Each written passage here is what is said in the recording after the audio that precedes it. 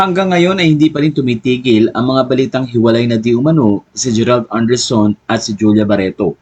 Marami rin kasi ang nangihinayang na halos 6 years na nga ang kanilang relationship pero ngayon ay tila hindi na nakikitang magkasama ang dalawa sa mga post nila sa social media. Kamakailan ay nagpunta ng Egypt si Julia Barreto at nagtataka ang mga netizen bakit walang kasama si Julia sa nasabing bansa. At lately din ay nagpost naman sa social media si Gerald Anderson na kasama ang kanyang pamilya sa isang farm. Ayon sa mga fans, madalas sa mga ganitong event ay magkakasama si Julia at Gerald. Napansin din ng mga netizen na just recently ay nag-celebrate ng birthday ang ina ni Julia na si Marjorie Barreto at doon nga ay kasama ni Marjorie ang kanyang mga anak. And most of the time kapag birthday ni Marjorie ay nagpupunta si Gerald Anderson. Ilang mga photos ang ipinakita ni Marjorie na nagpasalamat sa surprise birthday na mula sa kanyang mga anak. Ito ay ginawa sa Boracay. Ayon kay Marjorie, exactly 1 week ago when my children surprised me with a special birthday dinner by the beach. It was definitely a night I will never forget.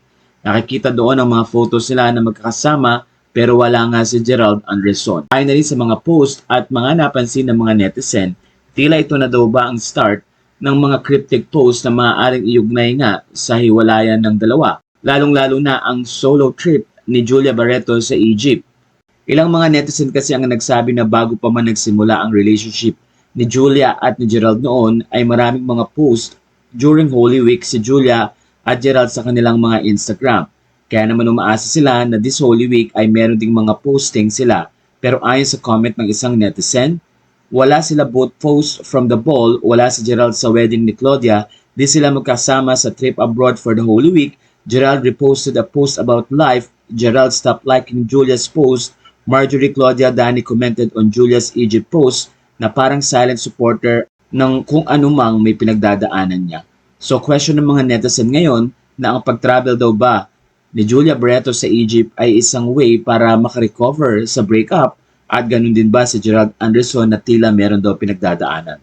Pero maraming netizen na nagsabi na baka busy lang ang dalawa dahil napakarami nilang mga projects this 2025.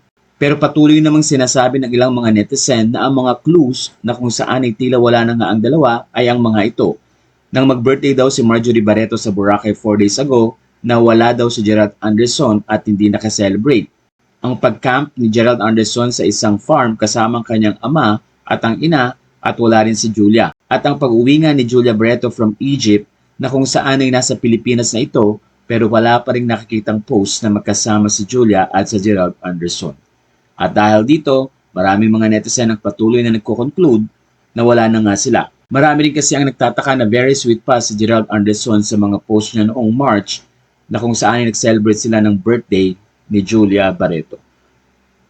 Well, hintayin lang po natin kung ano magiging pahayag ni Julia at Gerald sa mga issue na ito.